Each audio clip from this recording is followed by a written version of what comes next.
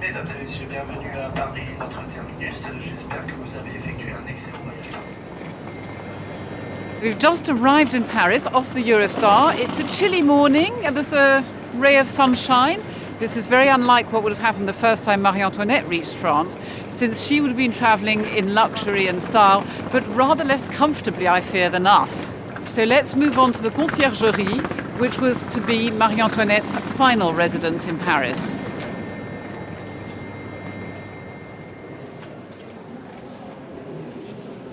Alors Cécile Rive, vous êtes l'administratrice de la Conciergerie, cet extraordinaire monument en plein Paris que beaucoup de Parisiens au fond connaissent très mal.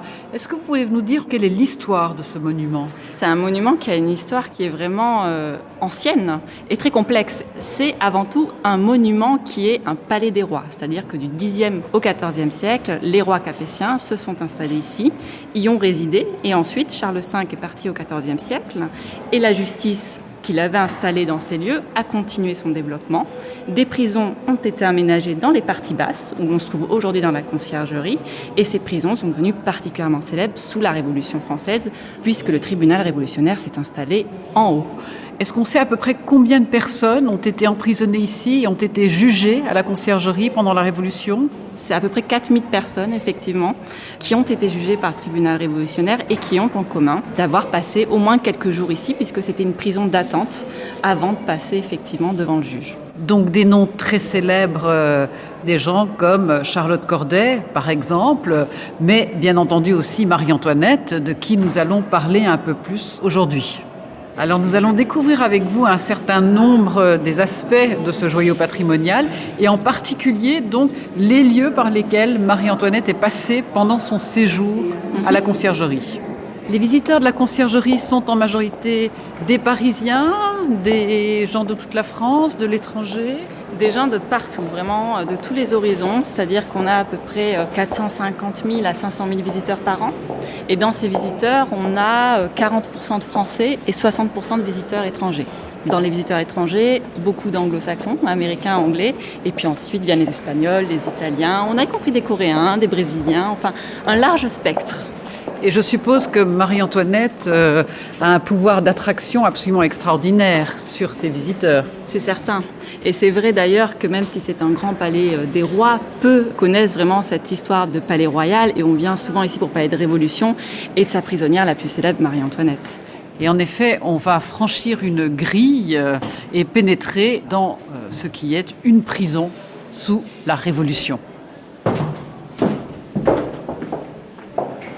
Le premier cachot qu'elle aurait occupé, avant l'affaire de l'œillet, le complot et la tentative d'évasion, aurait été situé juste ici.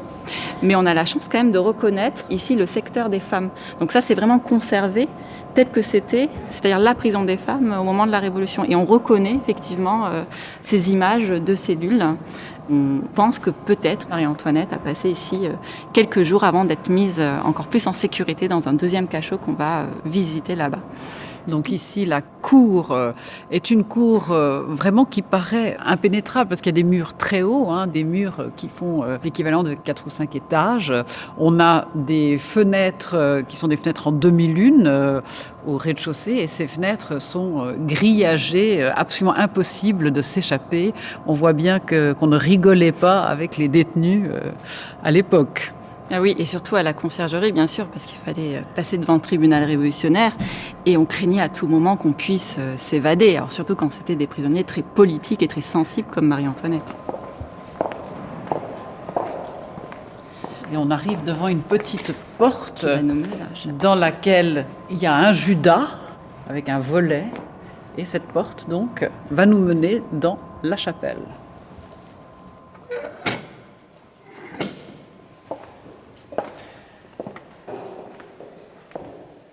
Donc, parlez-nous de cet espace qu'on appelle la chapelle, couramment. En fait, il est plus compliqué que ça. Oui, il est très compliqué parce qu'il mêle à la fois beaucoup d'histoire et beaucoup de mémoire. C'est-à-dire que c'était ici la chapelle de la prison, un oratoire. Et après la Révolution, parce qu'il y a eu aussi des prisons dans ces lieux, on a évidemment cherché à mettre en valeur une mémoire, des mémoires plurielles aussi. Et par exemple, dans cette partie de la chapelle où nous nous trouvons, on a souhaité rendre hommage aux Girondins qui y aurait pris, selon par exemple Lamartine, un dernier banquet. Et de l'autre côté, on a une chapelle dédiée à Marie-Antoinette et voulue par Louis XVIII. Ce qui montre bien la rencontre donc d'héritages contradictoires en quelque sorte dans la conciergerie, puisqu'on a les gens qui étaient du côté des adversaires de Marie-Antoinette et Marie-Antoinette réunis dans un espace au fond assez confiné, assez clos. Alors on va peut-être aller du côté de la chapelle expiatoire.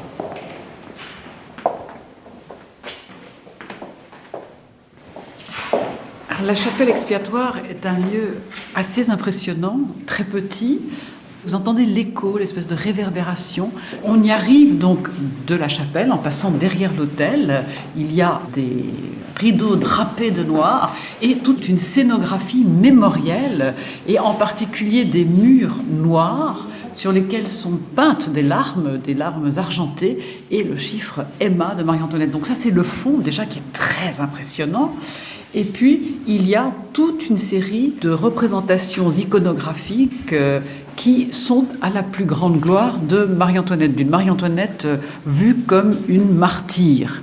Mais bien entendu, ce sont des représentations tardives, des représentations qui ont été exécutées dans l'ensemble à la requête de son beau-frère. C'est cela ? Absolument, puisque la chapelle expiatoire est voulue par Louis XVIII au moment de la Restauration. Donc on cherche évidemment à légitimer à nouveau la monarchie en France et en même temps à rejeter l'héritage révolutionnaire. Et Marie-Antoinette devient forcément à ce moment une image pour expier, au fond, le régicide. Et c'est pour ça qu'on parle d'ailleurs de chapelle expiatoire. Ce n'est d'ailleurs pas anodin qu'il y ait 2 chapelles expiatoires à Paris, parce qu'il y a cette chapelle expiatoire à l'emplacement de la cellule qu'a occupée Marie-Antoinette à la conciergerie. Et puis il y a l'autre chapelle expiatoire aussi voulue par Louis XVIII pour rendre hommage à Louis XVI et Marie-Antoinette, dont les corps avaient été jetés dans la fosse commune qui se trouvait au niveau du cimetière de la Madeleine. Pas très loin de l'actuelle gare Saint-Lazare. Mais donc revenons là où nous sommes, la chapelle expiatoire de la conciergerie. On a des tableaux de la première moitié du XIXe siècle dans lesquels Marie-Antoinette est représentée comme une femme d'une blancheur irréelle très souvent, avec un visage de Madone, avec un éclairage souvent qui adoucit les traits. Et quand on regarde bien les scènes qui sont représentées, il y en a une qui est particulièrement frappante, c'est celle qui représente la dernière communion de Marie-Antoinette. La question est de savoir s'il y en avait une, parce que c'est quand même fort peu probable de se dire que les révolutionnaires auraient pu accepter que dans sa prison, Marie-Antoinette, qu'on essaie de ramener au rang d'une citoyenne ordinaire, ait pu avoir le droit d'avoir une dernière communion avant de partir à l'échafaud. Mais c'est vrai que dans l'image que vous dressiez tout à l'heure, c'est-à-dire une image sainte de Marie-Antoinette, celle qu'on veut voir alors comme une martyre chrétienne, montrer cette dévotion à travers cette image, cette dernière communion, est quelque chose de très fort. Et alors même la lumière donc, dans laquelle baigne le visage de Marie-Antoinette, quand on regarde le tableau, a quelque chose de mystérieux et de surréel en quelque sorte. On a une Marie-Antoinette qui est du côté de la divinité déjà, qui est une Marie-Antoinette sainte. Et cela illustre, je crois, très bien ce passage dont vous parliez, de la Marie-Antoinette réelle à une figure récupérée par la monarchie comme un moyen de promouvoir une forme de légitimité. C'est très frappant parce que Marie-Antoinette, de son vivant, a été conspuée, caricaturée. Donc il y a une Marie-Antoinette de l'imaginaire qui est la créature épouvantable, la gorgone. Elle est représentée en méduse, par exemple, ou sous les traits d'animaux divers. On pense à la poule d'Autruche ou d'Autriche dans une caricature célèbre. Et là, au contraire, on a cette Marie-Antoinette transformée en sainte. Et on a l'impression que ces 2 images historiographiques ont perduré jusqu'à nos jours d'une Marie-Antoinette qui n'est jamais la vraie, qu'on range soit du côté des monstres, soit du côté des saints. Et dans tous les cas, elle suscite toujours beaucoup de passion. Sans doute quand même moins idéologique aujourd'hui, très clairement, qui ne se situe plus sur le plan politique, que désormais sur un volet plutôt culturel, esthétique, parce qu'elle incarne encore une nouvelle image, ce qu'on verra ensuite dans l'exposition. Effectivement, une Marie-Antoinette esthétisée. Et alors on a aussi l'espèce d'autel dans cette chapelle expiatoire qui grave les vertus de Marie-Antoinette dans le marbre et les met en avant comme on le ferait pour un personnage saint, rajoute à cette idée de Marie-Antoinette figure sacrée On a en dessous donc un des extraits de la lettre de Marie-Antoinette à Madame Élisabeth, cette dernière lettre qu'elle a écrite et qui est très émouvante. Si vous voulez lire les quelques mots. Alors, que mon fils oublie jamais les derniers mots de son père que je lui répète expressément. Qu'il ne cherche jamais à venger notre mort. Je pardonne à tous mes ennemis le mal qu'ils m'ont fait. Donc le cachot de Marie-Antoinette occupait une partie de ce qui est maintenant la chapelle expiatoire. Et alors ce sol avec des tomettes a l'air très ancien, c'est celui qu'a connu Marie-Antoinette ? Alors une partie de ce sol, oui. Et du coup, c'est effectivement en arête de poisson le sol qu'on pouvait avoir là au moment de la Révolution. C'est ce qui reste, on va dire, du cachot originel. Il devait faire très sombre et très froid dans ce lieu. Oui, et d'ailleurs, ce n'est sans doute pas un hasard si on appelait ça l'antichambre de la mort. D'abord parce qu'on craignait d'être envoyé à la guillotine, même si à peu près la moitié des gens qui ont été jugés par le tribunal révolutionnaire sont sortis aussi sans être exécutés. Mais effectivement, c'est une atmosphère qui est très sombre et on peut imaginer que Marie-Antoinette a vécu là des moments difficiles. Elle manquait en plus d'intimité, puisqu'elle était sans cesse surveillée. C'était pas une prisonnière ordinaire, c'est une prisonnière politique, donc des gendarmes, effectivement, la surveillaient dans son quotidien.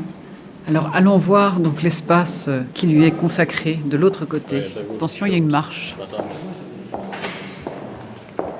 Alors sous la Révolution, qu'est-ce que c'est cet espace ? Alors c'est une chapelle déjà bien avant pour le palais royal, c'était un oratoire et au moment de la Révolution néanmoins, on pense que dans les pires moments de ce qu'on a appelé la terreur, quand vraiment là la guillotine s'accélère et qu'on a besoin d'emprisonner de plus en plus de monde, qu'il y a eu toute cette loi sur les suspects, on emprisonne et on cherche évidemment des places. Et donc on pense que ça a pu servir de cellule collective. Alors vous nous avez mené devant un tableau très clairement du 19e siècle, dans lequel on voit une Marie-Antoinette extrêmement hautaine, les mains liées dans le dos, qui gravit un escalier. Alors c'est un tableau de Georges Quint, Marie-Antoinette sortant de la conciergerie le 16 octobre 1793. Qu'est-ce qu'on peut en dire ? Il évoque quand même très bien, je dirais, la mémoire qui est liée à Marie-Antoinette à la conciergerie. Parce que, ne serait-ce que visuellement, on reconnaît quand même les espaces. C'est-à-dire qu'on reconnaît ces demi-lunes au niveau des fenêtres, on reconnaît la porte, y compris les grilles qu'on peut très bien imaginer ici, par lesquelles elle serait sortie. Et on reconnaît, même si aujourd'hui on va dans la cour du palais de justice, cet endroit très précisément qu'on voit sur le tableau. Et donc c'est évidemment là des marches qu'a gravi Marie-Antoinette. Ce sont aussi des marches qu'ont gravi d'autres personnes qui ont été jugées par le tribunal révolutionnaire et qui ont dû aussi ensuite être menées à l'échafaud.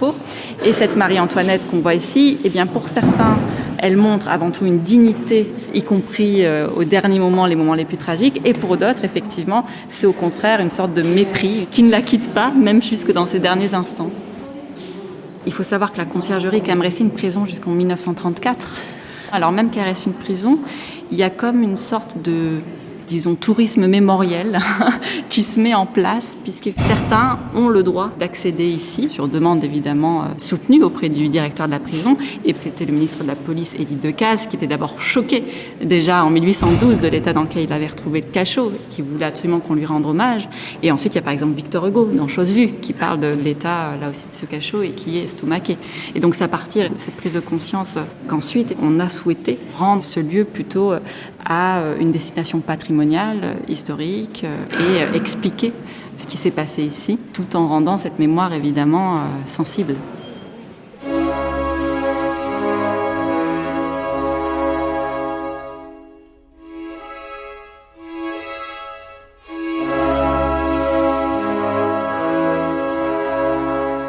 Nous accueillons ici à la conciergerie une exposition sur Marie-Antoinette et sur son image. C'est-à-dire qu'on n'y parle pas tant de la vie de Marie-Antoinette ou de son histoire, mais on l'aborde sous l'angle de l'image et de ses métamorphoses. Donc il y a à peu près 200 œuvres et objets qui sont présentés dans cette exposition et où on peut voir comment l'image de la reine a évolué, y compris dans la littérature, dans la mode, dans l'art contemporain, y compris évidemment à travers par exemple les pamphlets.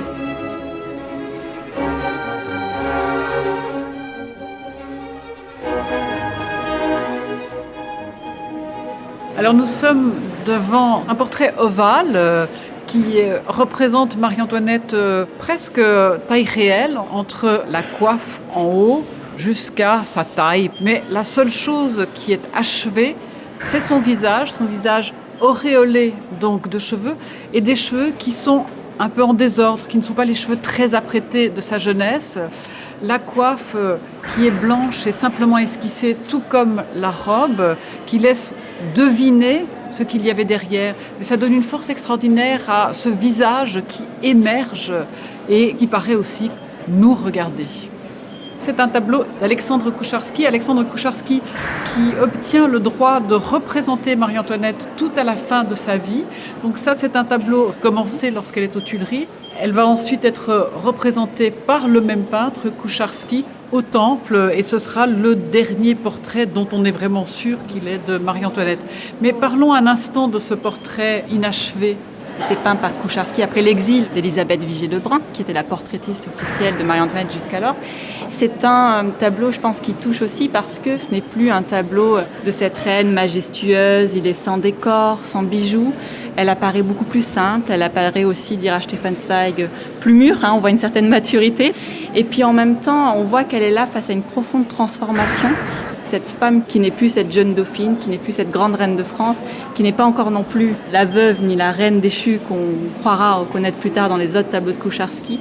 Il a été commencé en 1791, arrêté au moment de la fuite de la famille royale qui a été arrêtée à Varennes. Il est repris ensuite, mais le 18 août 1792, on arrête ce tableau et donc il reste dans cet état inachevé. Le regard de Marie-Antoinette paraît à la fois ferme et résigné.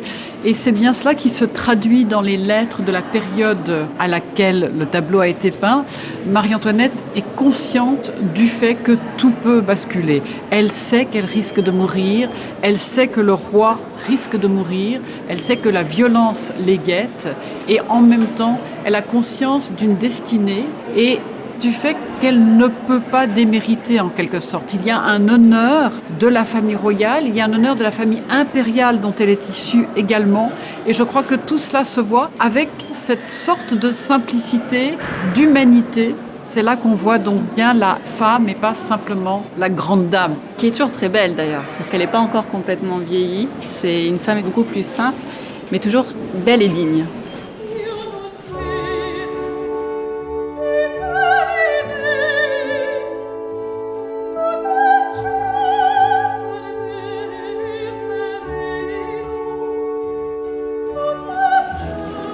Alors après la Révolution, on a collecté les reliques de Marie-Antoinette, donc des médaillons ou des bagues avec des cheveux, mais aussi des vêtements. On est dans un culte qui ressemble au culte des saints.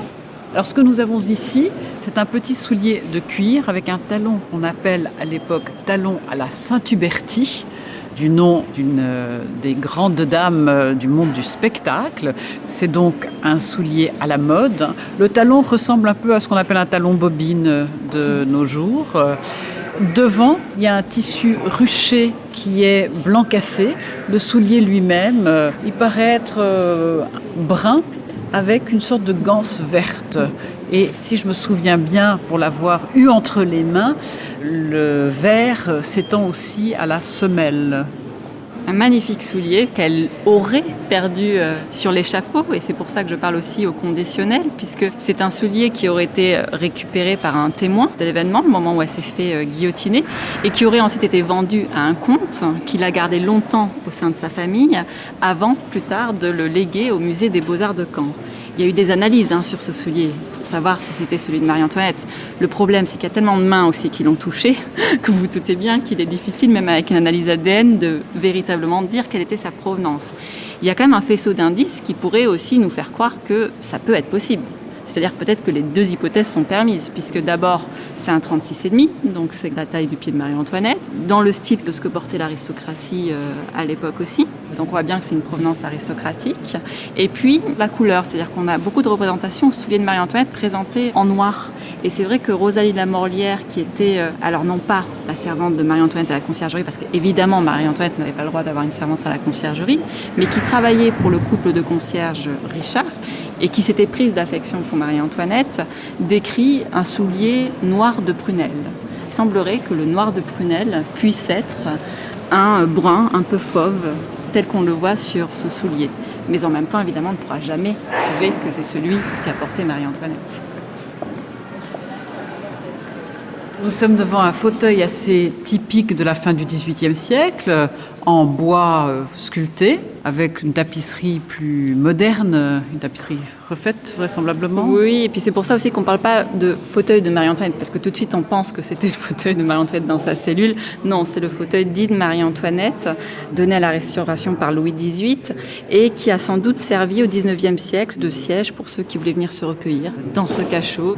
Il est posé sur un tapis qui, lui, par contre, est le tapis de la cellule de Marie-Antoinette.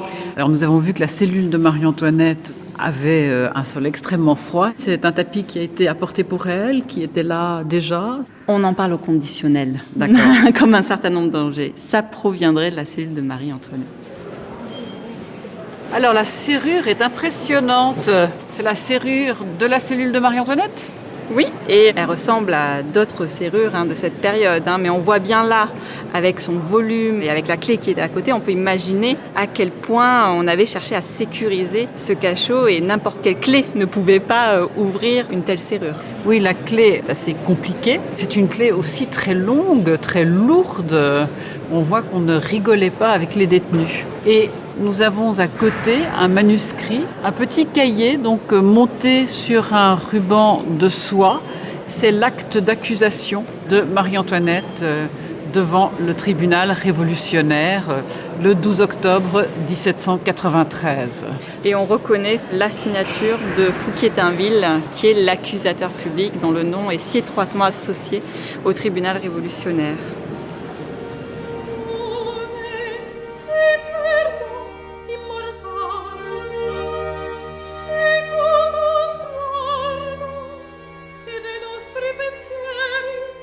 Et alors, une paire d'aiguilles à tricoter dans un cadre surmonté d'une couronne. Ça nous est prêté par un collectionneur privé. Alors, ce sont des grandes aiguilles en ivoire qu'elle n'a pas utilisées ici à la conciergerie, mais au Temple. Bon, là, on peut imaginer que si elle avait encore le droit de tricoter à sa prison du Temple, elle en était effectivement dépourvue ici à la conciergerie. Et c'est aussi le témoignage d'une certaine dégradation de ses conditions de détention. La famille royale arrive à Paris au lendemain des journées d'octobre et détenue aux Tuileries. C'est une résidence surveillée, pourrait-on dire. On a des aspects de vie de cour qui se remettent en place, des visites d'ambassadeurs et ainsi de suite. Mais dès leur arrivée à Paris, le roi et la reine ne sont plus totalement libres de leur mouvement. Ça va devenir très clair lorsqu'ils voudront partir faire leur Pâques à Saint-Cloud et qu'on les en empêche. Et il y a toute une série de périodes pendant lesquelles les conditions de surveillance deviennent de plus en plus intenses. Elles vont aboutir à leur changement de résidence après le sac des Tuileries, le fameux 10 août. La famille royale va se retrouver au Temple, qui est une forteresse détruite maintenant. Il n'en reste plus grand-chose. Et là, ils vont être seuls. Ils n'auront plus leur cour qui pourra leur rendre visite comme auparavant. Mais ils auront tout de même accès à un certain nombre de choses, des livres, des jeux. Donc, c'est tout à fait possible d'imaginer Marie-Antoinette faisant des travaux d'aiguille au Temple avec sa sœur et sa fille en particulier. Mais une fois arrivée à la conciergerie, là, elle est dépourvue d'occupation. Alors elle peut encore lire et on voit d'ailleurs qu'elle aimait bien sans doute se changer complètement les idées. Elle lisait plutôt des romans d'aventure, mais par contre elle était privée de lumière. Donc ça veut dire que comme les journées se raccourcissaient, elle est rentrée ici le 2 août 1793, elle sera exécutée le 16 octobre, elle reste 76 jours, donc elle a assez peu de temps pour lire. Elle a quand même des conditions de détention qui sont bien meilleures que beaucoup de prisonniers à la conciergerie. Elle a par exemple un lit, ce qu'on donnait à ceux qui avaient de l'argent. Et on avait une différence encore à la conciergerie entre ce qu'on appelait les pistoliers et les pailleux. Les pailleux étant ceux qui dormaient au sol, sur la paille, et les pistoliers, ceux qui pouvaient s'acquitter de la pistole et donc avoir de meilleures conditions de détention. Donc à la fois, elle avait un certain niveau de confort, si je puis dire, qui était un peu supérieur, mais en même temps, elle était évidemment très étroitement surveillée et on souhaitait quand même au maximum la ramener à un rang de citoyenne ordinaire. Elle est aussi coupée du contact avec tous ceux autres que ces geôliers ou les personnes autorisées par les geôliers, alors que les autres détenus sont généralement dans des cellules collectives. Et c'est là aussi que l'on imagine des idées de complot tramées par des gens qui sont détenus en commun. Marie-Antoinette, elle est au secret, ou plus ou moins au secret. C'est très clairement pour l'empêcher de communiquer avec le monde extérieur. L'affaire de l'œillet, lorsqu'on lui aurait apporté un œillet dans lequel un petit message aurait été caché. Il y a des gens qui payaient, dit-on, pour pouvoir voir Marie-Antoinette, puisqu'il y avait toujours le côté un peu mystique de cette reine déchue. À partir de là, bien entendu, tout se dégrade encore pour Marie-Antoinette. À partir de là, il faut absolument éviter qu'elle puisse s'échapper et échapper au jugement du tribunal révolutionnaire. Alors de l'autre côté de la vitrine, on évoque le rapport fétichiste aussi à Marie-Antoinette, puisqu'il y a eu aussi tout un ensemble de reliques qui ensuite ont perduré et qui ont perpétué la mémoire de Marie-Antoinette, souvent évidemment auprès de ses proches, auprès des proches de la monarchie, des royalistes, et souvent par exemple des habits ou des cheveux. Et donc on a ici par exemple un caraco qu'elle portait, et dont on imagine bien, puisqu'il est noir, que c'était son habit de veuve, puisque Marie-Antoinette, quand elle arrive à la conciergerie, est désormais en deuil, puisque Louis XVI a été exécuté le 21 janvier 1793. Et on présente ici la chemise blanche qu'elle portait pendant sa détention, qu'elle portait déjà au Temple. C'était un trousseau qui lui était fourni par la Commune de Paris et qu'elle emporte ici avec elle en détention. On voit également des boucles de cheveux. Alors ça peut être des cheveux de Marie-Antoinette, ça peut être aussi des cheveux de la famille royale, des enfants de Louis XVI, ou encore ce qu'on appelle des objets séditieux. On a là par exemple un objet séditieux où l'on voit qu'il faut projeter une lumière contre le médaillon pour pouvoir voir représenter la scène de l'exécution. Donc on cherche à cacher, mais en même temps quand on le montre, eh bien, on se rappelle ce moment terrible de la mise à l'échafaud. Et donc évidemment de la mort de Marie-Antoinette, de sa destinée tragique, et puis aussi de la fin de la monarchie.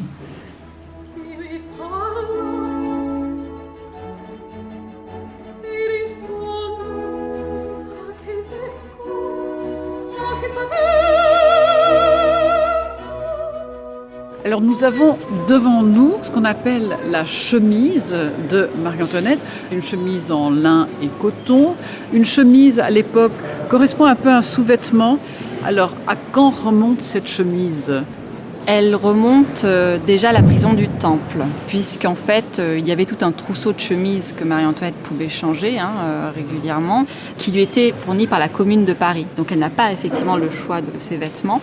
On a aussi un tout petit bout de tissu avec des espèces de petites rosaces brodées, avec un centre rouge, comme des formes de petites fleurs semées.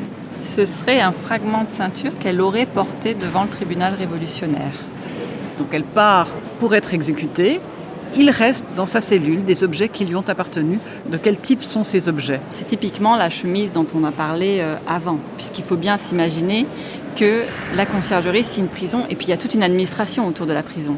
Donc on enregistre, il y a un registre d'écrou quand on entre, quand on sort, et puis aussi on dresse de manière très administrative ces effets qui restent et qui nous permettent ensuite, à chaque fois qu'est évoqué un objet qui a pu appartenir à Marie-Antoinette dans ces derniers jours, qui reste une référence pour vérifier par exemple que cet objet a pu s'y trouver. Et donc sur le document qui contient l'énumération des objets laissés par Marie-Antoinette quand elle monte à l'échafaud, je vois des choses comme une paire de draps, 2 paires de poches de coton, à une époque où les poches sont détachées et montées sur la ceinture plutôt que pratiquées dans les vêtements, une coiffe de linon, 2 paires de bas de serge noir, une ceinture, une paire de chaussures et ainsi de suite. Donc des objets du quotidien associés soit aux vêtements que portait Marie-Antoinette, soit à l'ameublement de base, les draps et les serviettes. Tout à fait. Et on imagine bien là cette dernière période de détention. Elle est là dans le dénuement, en tout cas si on le compare évidemment à ce qu'elle a pu connaître à Versailles, à Trianon.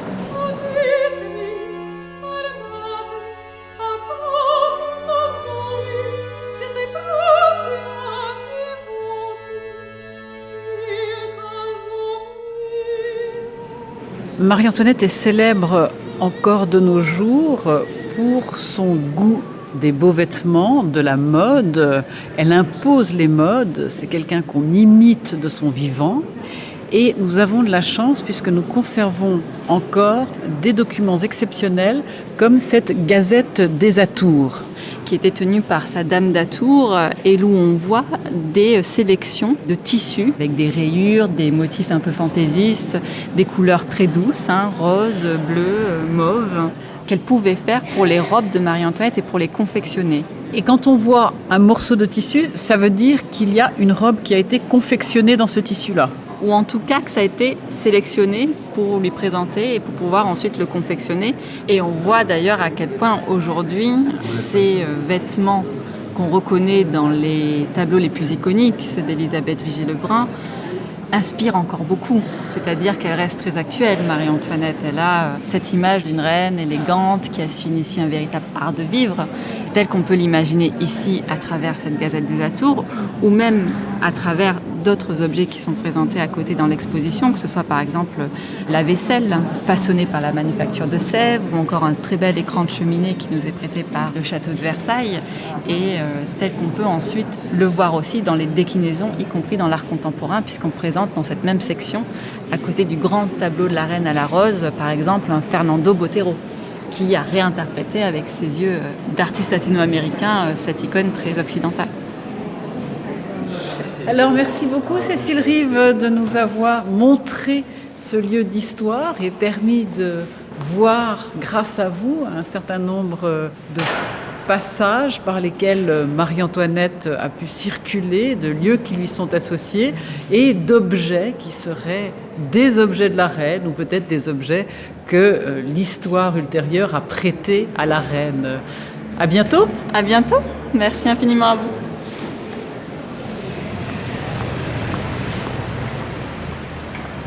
Nous allons quitter la conciergerie. J'espère que nous pourrons passer parce qu'une partie de l'île de la Cité a été bouclée tout à l'heure à cause des manifestations. Je crois qu'il y a encore des cars de CRS. En tout cas, de l'autre côté de la Seine, la personne qui nous attend, c'est Chantal Thomas. Chantal Thomas qui a travaillé sur les pamphlets contre Marie-Antoinette et qui va nous en parler. Chantal Thomas qui est également romancière et dont le livre « Les adieux à la reine », devenu par la suite un film de Benoît Jacquot, a été accueilli par un plébiscite populaire. C'est un grand succès. En route donc. Alors je suis avec Chantal Thomas dans un cinéma tout près de la rotonde de Ledoux, cette rotonde qui fait partie des pavillons du mur des fermiers généraux.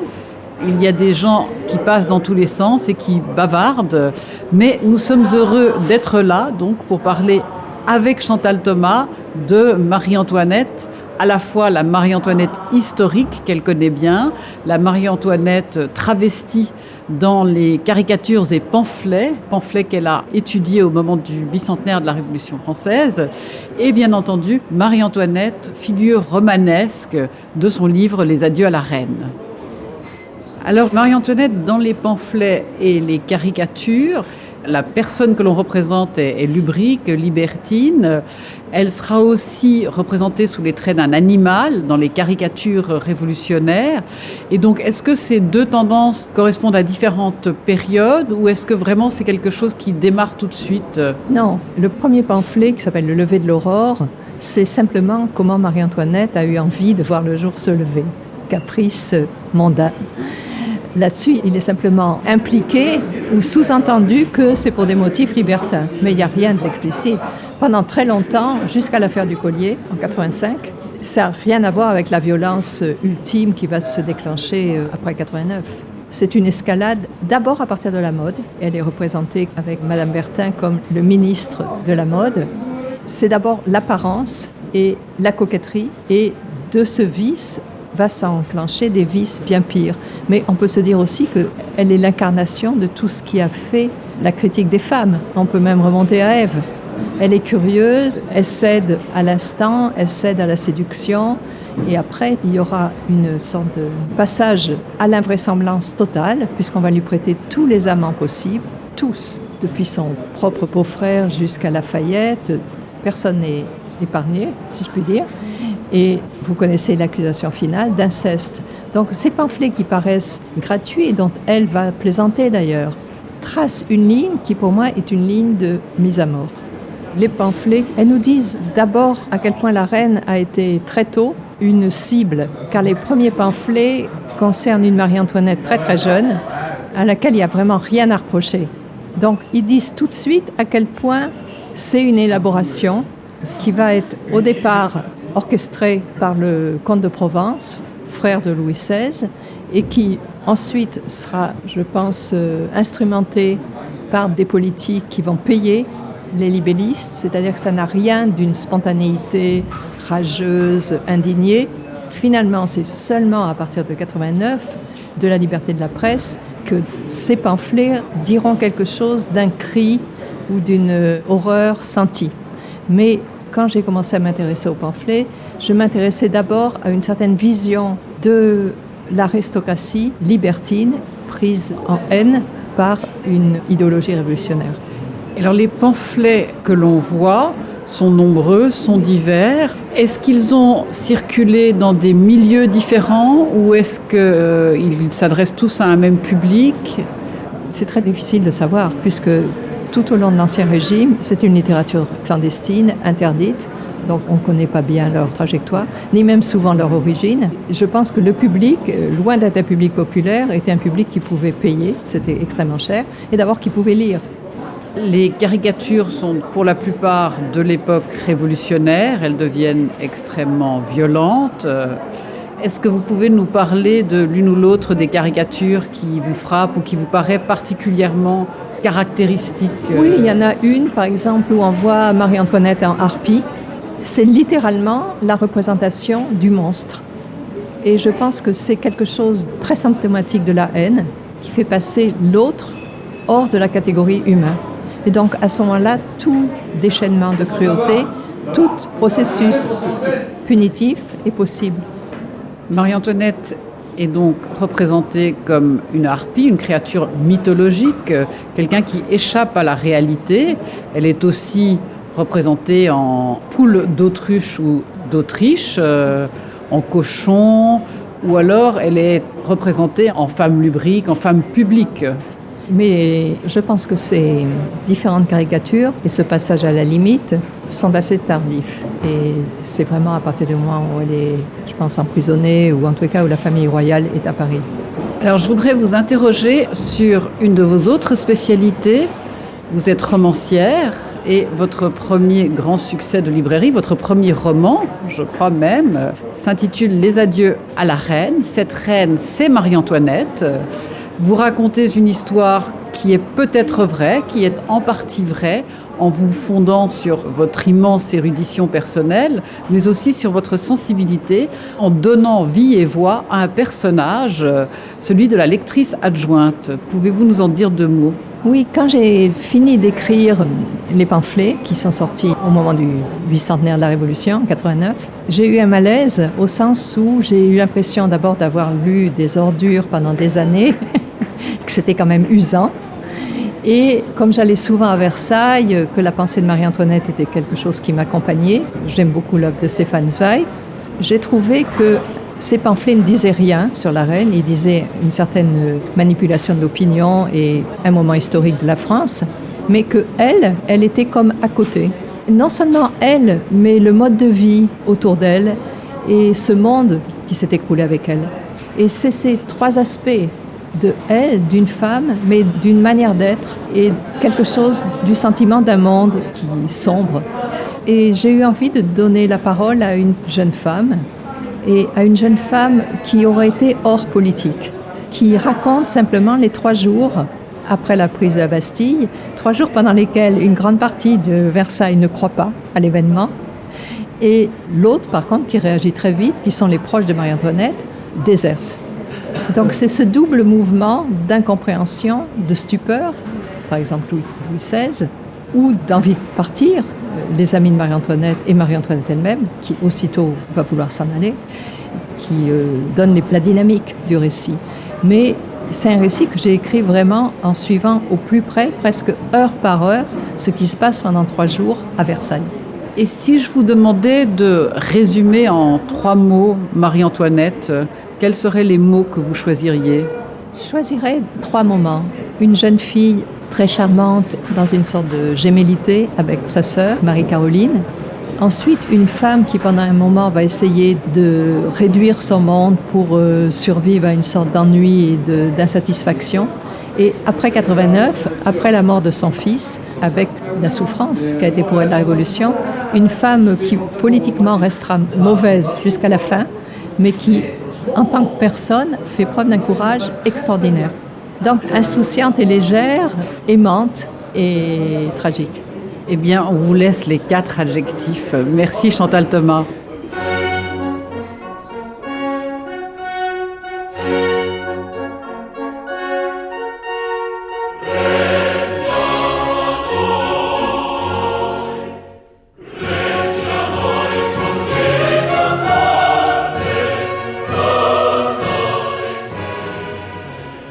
That brings us to the end of our series In the Footsteps of Marie Antoinette, with me, Katrina Seth, Marshall Foch Professor of French Literature at the University of Oxford.